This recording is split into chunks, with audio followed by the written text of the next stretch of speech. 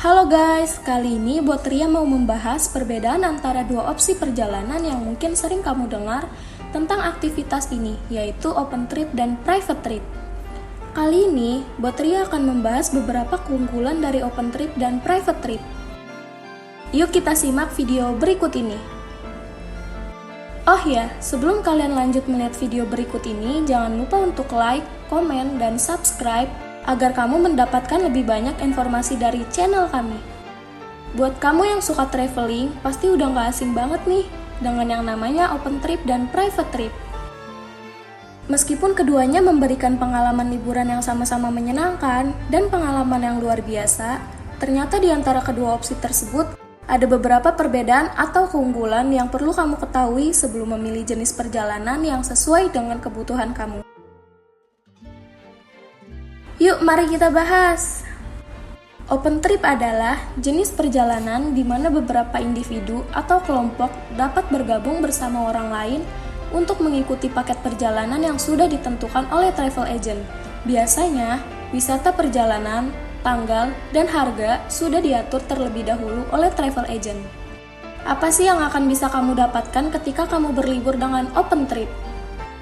Yang pertama ialah biaya yang lebih terjangkau karena jasa open trip menggunakan pembayaran share cost atau dibagi dengan peserta lain.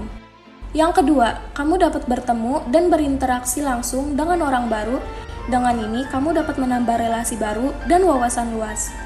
Dan yang terakhir, kamu nggak perlu repot-repot merencanakan itinerary sendiri dan dijamin perjalanan akan terencana dan tidak hanya menjadi wacana. Karena semua perjalanan trip sudah diatur dan disusun oleh travel agent. Sedangkan private trip adalah perjalanan yang diatur khusus untuk satu kelompok maupun individual tertentu, baik itu keluarga, teman, atau kolega kerja. Dalam private trip, peserta dapat menentukan itinerary, tanggal, dan jenis kegiatan sesuai dengan keinginan sendiri. Jika kamu ikut private trip, pastinya kamu akan memiliki harga yang lebih mahal dari open trip. Namun, dengan begitu, kamu akan mendapatkan pengalaman dan kenyamanan yang lebih menyenangkan seperti fleksibilitas dalam menyesuaikan itinerary sesuai dengan kebutuhan dan preferensi kelompok.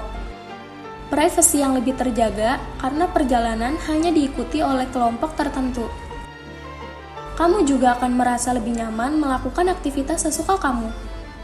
Jadi, apakah kamu lebih tertarik dengan pengalaman perjalanan yang seru bersama orang baru dalam open trip? Atau kamu lebih suka merencanakan perjalanan pribadi yang eksklusif dengan teman-temanmu dalam private trip? Keduanya sama saja akan memberikan pengalaman yang menyenangkan dan luar biasa. Kamu bisa memilih kebutuhan dan preferensi liburanmu.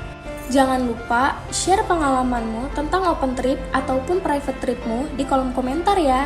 Sampai jumpa di video berikutnya. Terima kasih sudah menonton. Buat Ria, be ready to explore.